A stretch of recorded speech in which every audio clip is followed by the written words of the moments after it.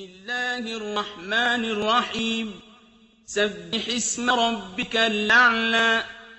الذي خلق فسوى والذي قدر فهدى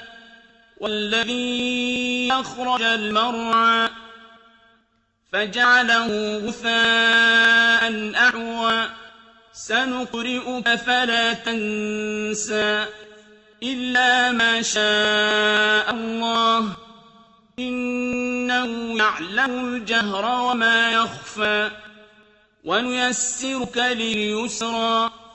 فذكر إن نفعت الذكرى سيذكر من يخشى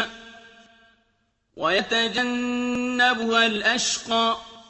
الذي يصلى النار الكبرى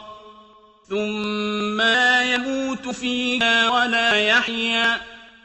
قد أفلح من تزكى وذكر اسم ربه فصلى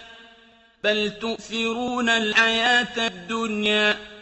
والآخرة خير وأبقى إن هذا لفي الصحف الأولى صحف إبراهيم وموسى